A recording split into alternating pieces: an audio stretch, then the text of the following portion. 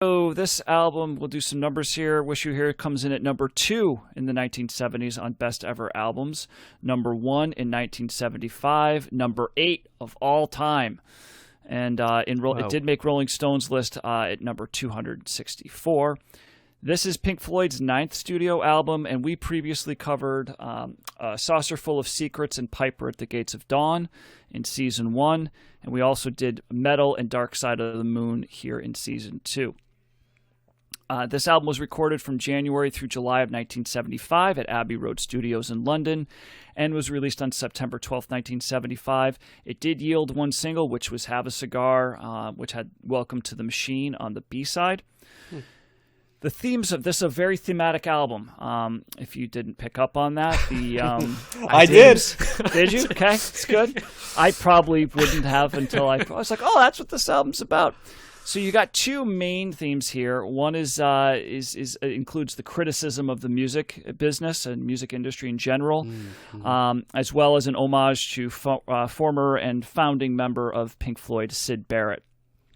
And of course, being Pink Floyd, it also deals with alienation. So I think that's pretty much in all of their albums.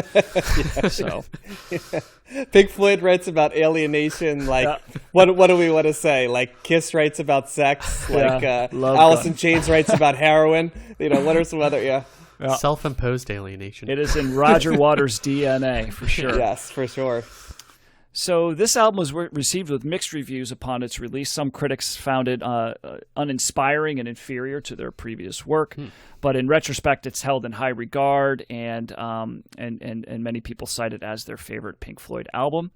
It sold well and reached number 1 in the U.S. and the UK and went on to sell over 20 million copies. It did become Pink Floyd's fastest-selling album ever, which I'm not exactly sure what that term means. It's because clearly Dark Side of the Moon sold more copies because that was somewhere in the 90s or whatever. Yeah, when did they stop? Fastest-selling, it's just I don't know what that means. Maybe pre-orders. Who knows? Yeah. So while they were on tour for the Dark Side of the Moon album, they did receive some negative reviews during the tours. They were kind of angered by this, but they also kind of agreed. They were really getting exhausted by the popularity of the album, the excessive touring that they were doing. The popularity of Dark Side of the Moon, Matt? Is that what you're saying? Okay. Yes. Yeah. They were. Because that was a massive album, and that's when they became a different band. Or at least the band that people have come to know in subsequent years. So, but after, they made a ton of money, they achieved all the success that they had dreamed of, but they just didn't really make them happy necessarily. And they started wondering, are we still a band? Should we be still doing this? Are we more businessmen right now? Because a lot of their affairs and a lot of their, conversations were held around business decisions, and they easily could have broke up, but they decided to stay together because they didn't really know what else to do. There was kind of a fear there. If we break up, what are we going to do? So they decided that they're going to do a new album, but they did struggle to come up with new material, and but they rushed to the studio with little to no ideas, and they get a new engineer, Alan Parsons, who had engineered Dark Side of the Moon. He declined to work with them again, and he actually went on to form the Alan Parsons Project, which I think we talked about before. And they bring in engineer Brian Humphreys, and they start to literally just hang out in the studio. And they would get drunk, and they would play darts, and there was mention of an air rifle. I don't know what they were using the air rifle for, but apparently there was an air rifle, and that was part of the entertainment. And they took them a while to get going. They weren't too happy with all of this. They described the sessions as torturous. Nick Mason, the drummer, was also going through a rough time with his wife, and he was a little bit apathetic. So I think I talked about with Dark Side of the Moon that the band reflected on that as being kind of the peak of their, cohesiveness as a band, and everybody seemed to be getting along and we're on the same page. And this is kind of the exact opposite of this, and which would unfortunately continue to be the way that it would be for this band until they eventually broke up, or at least until Roger Waters left. So there was days and nights where they got nothing done. They just, hang out, and then one day it started clicking. While they were on tour, they did just start to debut a couple of new songs, one of which would become Shine On You Crazy Diamond. and Roger Waters felt that this could kind of be the cornerstone of the album. The focal of that album or that song was really the 4 notes that Gilmour plays on the guitar, the down, down, down, down, and that kind of came up about by accident, but Waters really was taken by it and felt and was immediately thinking of Syd Barrett when he heard those songs. That it just seemed like the aura of Syd Barrett came through those guitar notes, and so he decides to write this song. Shine On You Crazy Diamond obviously being about intentionally being about Syd Barrett. The lyrics there are very much, used to shine like the sun, and now there's you got a black hole look in your eye, because he kind of basically just went insane, and to one too many acid trips, if you will. Gilmour wants to include the other songs that they were working on tour, but Waters disagreed with it. He feel like they didn't really belong there and go with the theme that he was developing. So Waters ends up winning. Those songs would actually we're gonna hear them later on because they did get recorded for the next album, which was Animals. So the lyrics here are all written by Roger Waters, and Welcome to the Machine and Have a Cigar, and indictments on the music industry, who they are starting to find that they really only care about money. So those songs are very much, complaining about their experiences working with record executives. Wish You Were Here refers to both Syd Barrett's absence from the band, but also it was kind of a challenge for Waters to remind himself that, to keep on living, don't become too complacent, be active, and which were things that he's always tried to do in his life. But David Gilmour later said, I can never sing that song without thinking of Syd Barrett. So again, one of the main themes there. So the big story out of this, one of the famous story, was that on June 5th, 1975, when they were actually working on completing a mix of Shine On You Crazy Diamond, an overweight man with a shaved head and shaved eyebrows entered the studio, and he's kind of hanging out there. Gilmour assumed that he was an EMI staff member. Rick Wright thought that he was a friend of Roger Waters, and Roger Waters nobody had any idea who he was. He's there for like 45 minutes to an hour just hanging out before someone, I think it was Gilmour, they said, realized that it was actually Syd Barrett. Looked nothing like, the pictures that you would have seen of Barrett when he was in the band. He spoke a little bit, but he was kind of nonsensical. And it was just a really sad and kind of just weird encounter. It brought Waters and Gilmour to tears. They were just taken back so much with emotion. And other than an incident years later when Roger Waters saw him briefly, in a department store, this was the last time that any of them would see Syd Barrett alive. So, and there's actually a picture of him that they took from that, and you can see that online. And yeah, he doesn't look so good. So a couple of things here about the songs. The beginning of Shine On You Crazy Diamond's got a very, very full kind of electronic sound, but some of that sound was actually made by a series of wine glasses that were filled with different levels of water, and they would do the thing where they would put their finger around the glass organ. There you go. And so they matched up a bunch of those notes together they were multi-track to develop chords. The song Have a Cigar, you might be wondering who sings that because it does not sound like Waters or Gilmour. It was actually sung by a guy named Roy Harper, who was another musician and friend of the band. He was recording in a studio nearby, and Gilmour and Waters just couldn't get the vocals right. They actually tried to do some harmony on it, and it didn't work out. So Harper walks in, he's like, well, I'll do it. And here's a big CTS trivia. Guys, we've talked about Roy Harper before. Do either of you remember when we talked about him? No, I don't know. Roy Harper was the inspiration for the Jethro Tull album Aqualung. That was Ian Anderson's one of his two. I talked about that. One of the two main inspirations for that, along with Bert Janich or Jancic or whatever. I can't pronounce his name, but yeah. So Roy Harper comes in to sing lead. Later on, Waters would regret that he did that, thinking that he really could have done a better job with it. But so that's kind of an interesting fact there. You have this album cover, again, designed by Storm Thorgerson of Hypnosis, depicting two men shaking hands, one of whom is on fire. This is actually a dude on fire. This is not a that picture is not a graphic design of any kind. This is before that stuff really was available.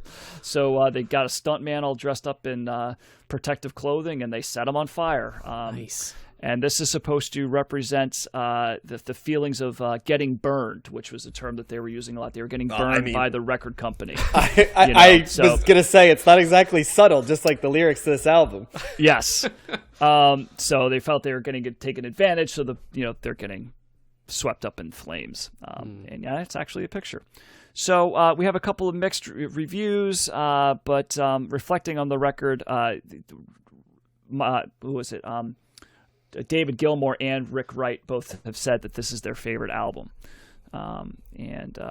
So I think I will stop it there. We are going to continue to cover Pink Floyd, but this album, I think, was pretty much at the height of Pink Floyd's popularity, and I'm curious as to hear what you guys think. So I don't know whose turn it is. Does anybody want to go first? I'll let you guys decide.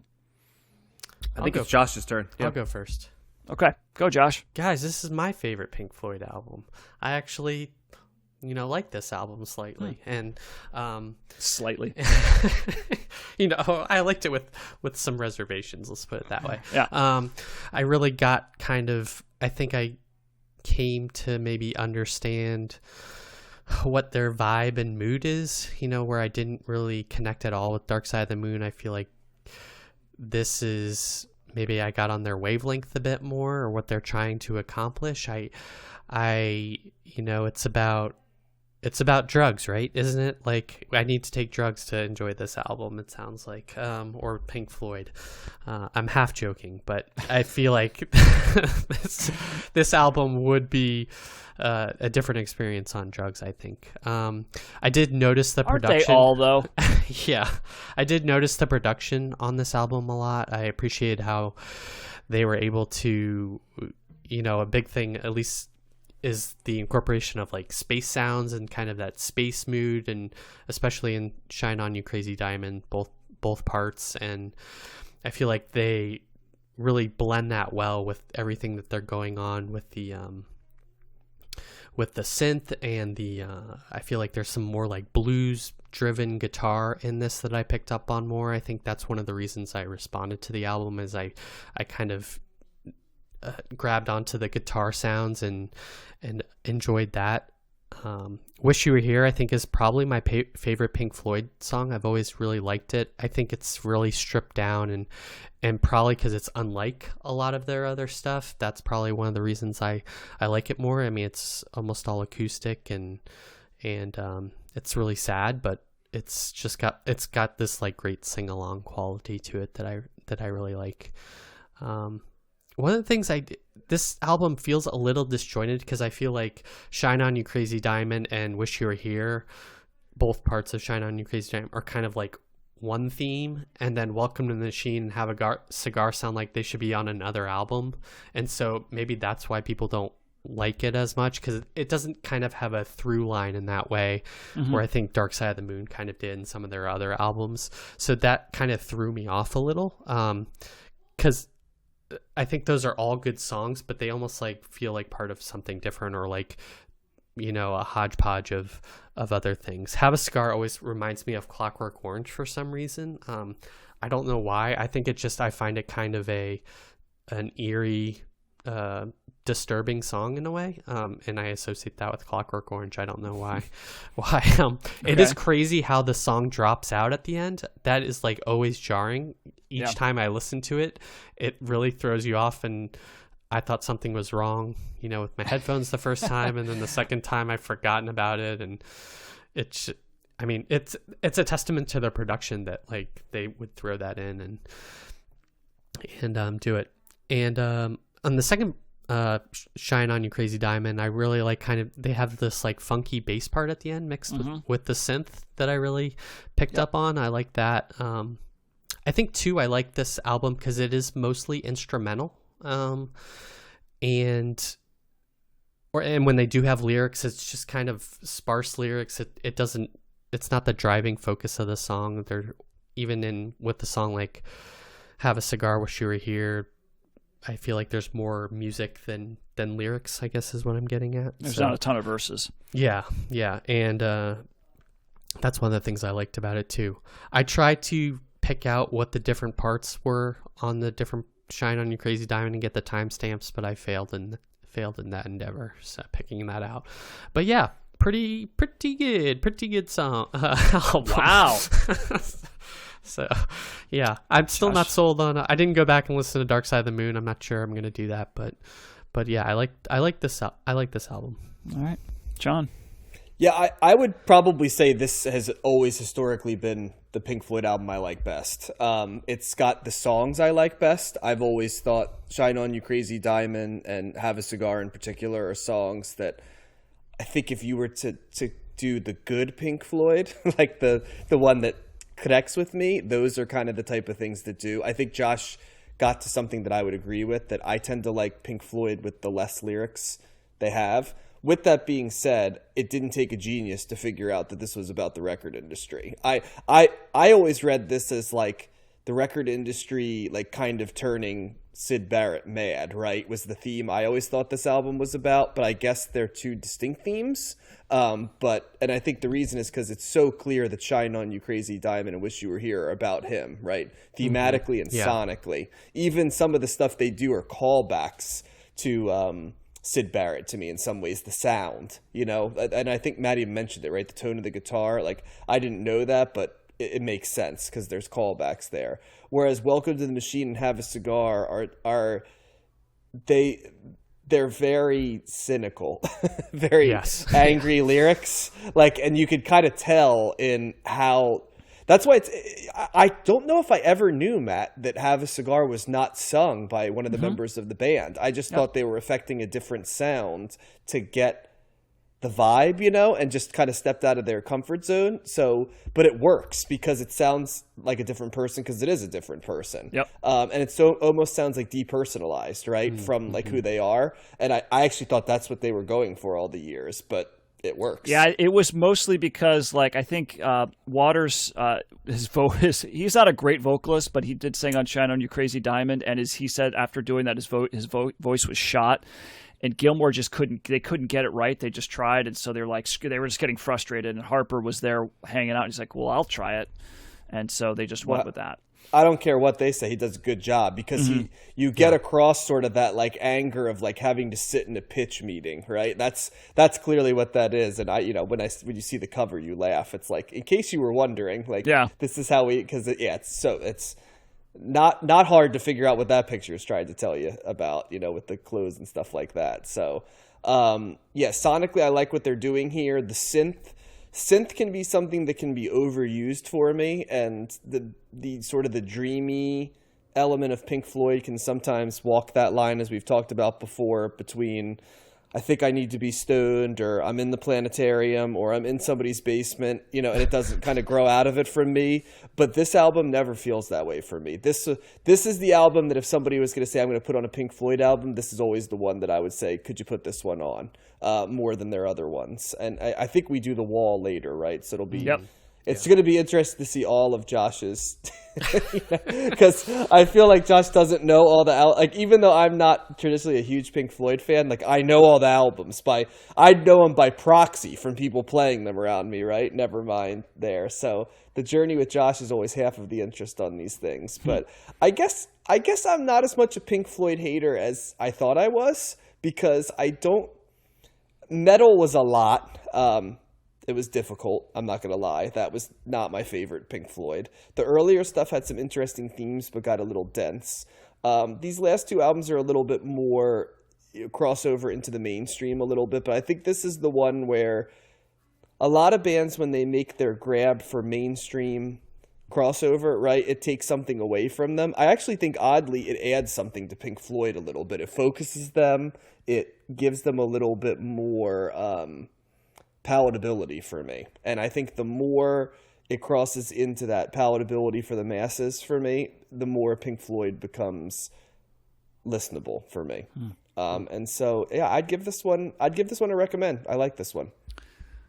Well, hallelujah. It's finally happened. I've been waiting for this. I figured if it's not this album for you, Josh, I was like, I don't know what it's going to be, because this is the album. So this is the first Floyd album that I ever owned and ever really knew. And it's easily the album that I would point any neophyte to go to.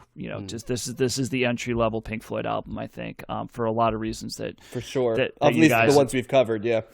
And I mean, it's certainly, I'd go over this over the Wall or Animals, even Division Bell, which I think we might cover that, and that's a post Waters album, so there's probably Floyd fans out there that doesn't count. So whatever, but it would definitely be this one.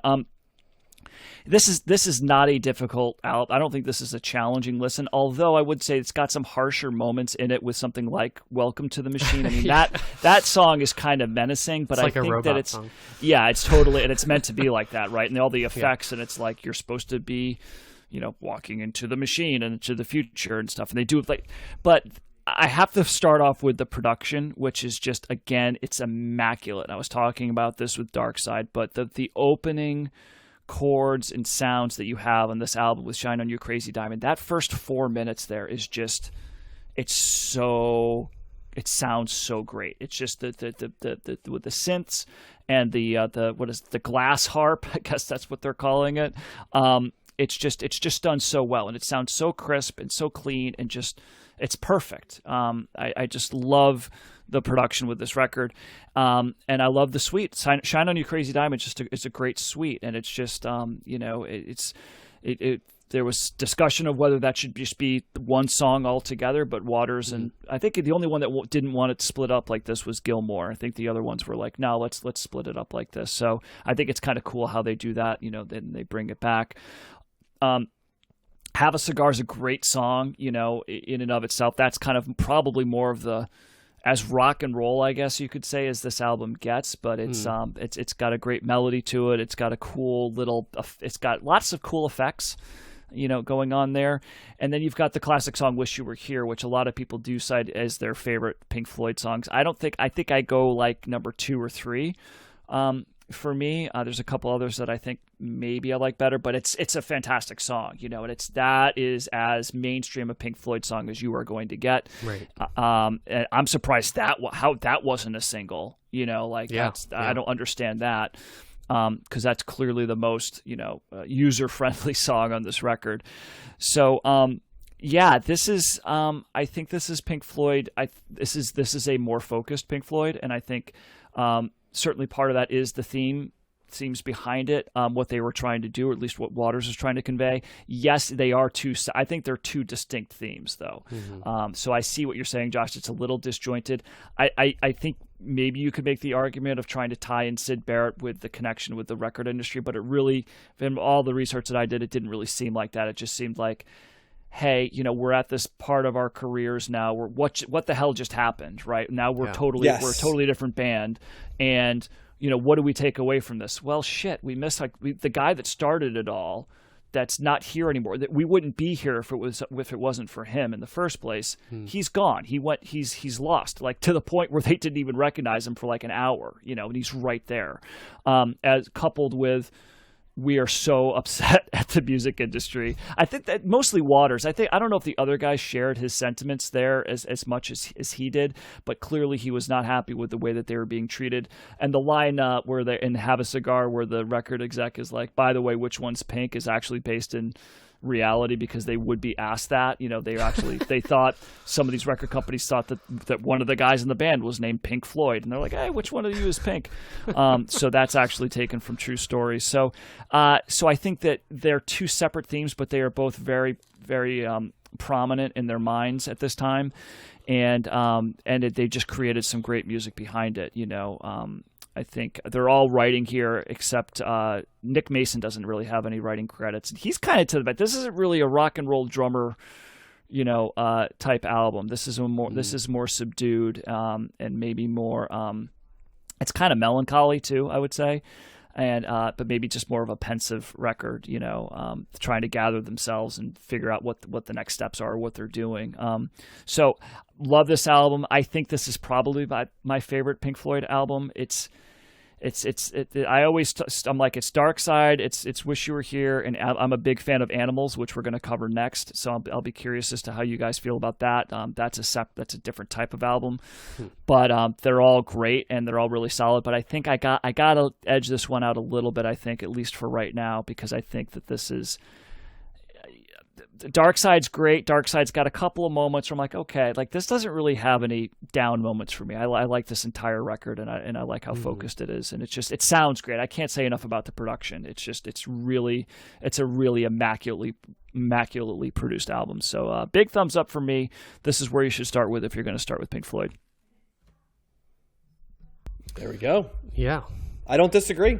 I would agree with that. It's my favorite Pink Floyd album we've covered. And I've historically said it's my favorite Pink Floyd album. So Matt, you said this was like the entry point that somebody should go to, which I think is really good. I mean, that's probably why I liked it. But where would somebody go next, do you think, if they were like, what would you say if you had to make that? I mean, I would either go with Dark Side. I would go to next, and then maybe Animals. I think The Wall is personally The Wall. That's a little tough. It's a long double album concept, rock opera type thing. And I think I'm not going to tip my head too much, but it's one of those albums you hear about all the time. And when I heard it, I was like, am I missing something? So I still like it, but it's a lot to digest. I think The Wall is something that comes a little bit later. So, but I would probably start here. Then, probably Dark Side. I think you can go there after this. Yeah. Will I watch Pink Floyd's The Wall in preparation for that? Of course you're going to watch Pink Floyd's The Wall in preparation for it. Yeah. And that's the other thing, too. During this, I did see a documentary on the making of this album, and they hired an artist who did a lot. I think he probably did a lot of the artwork behind The Wall and like all because they were big into visuals and stuff, and they would try to, project certain visuals onto Children in the Meat Grinder. Yeah, stuff like that. Yeah, I mean this is really the beginning because when you're talking about The Wall, that's the whole second half of the live concerts that they would do, they'd be performed behind the wall, and this is the tour of Dark Side is really where Waters started feeling that alienation between him and the audience. It's just kind of like, what am I doing here? Like I'm kind of like this sideshow kind of a thing. I don't feel connected to the audience. I feel like I'm just running through the motions, and so this is. Like with this album and the tour leading up to it is really what kind of laid the foundation for his, the continued alienation that he would go on to explore in subsequent albums, particularly with The Wall. So this is, they're not a happy band by any stretch of the imagination. I've never thought they were a happy band based on their music. It's interesting, always that tension between like the artist and making the art versus like the industry. And I've never heard, I mean, there's probably other examples of this, but I have not heard of someone, like him being alienated from the audience. I always feel like they're the things that the artist does like, but I guess Roger Waters is a complicated dude, but but I would also say that I got out of, watching the documentary and doing the research here. I think that you could make the argument that Syd Barrett is one of the most tragic figures in rock and roll, pop history. I mean, the downfall. Everybody talked glowingly about him, how he had such a great personality and was funny and was kind and a really sweet person, and just like I think the downfall that he took was just very, very stark and sad, and it's really a shame what happened, but. That's what a lot of acid will do to you. Yeah. It sounded like he didn't get any help at all. He was just kind of on his own too. Yeah, it's what he's like. He was a recluse. He did a couple albums, and they actually, some of the band members worked with him on them, but he didn't really do much after that. He tried to do some stuff in the studio that didn't really pan out, and kind of just was on his own till he died at like 60 from pancreatic cancer or something like that. So I don't know. He probably lived off he got some royalties, because Pink Floyd sold well, the back catalog did, so he got some money there probably, but very sad. Okay. Well, what a lovely way to finish the show. I know. We seem to always finish with a death. Wah, wah. You guys love to do that, so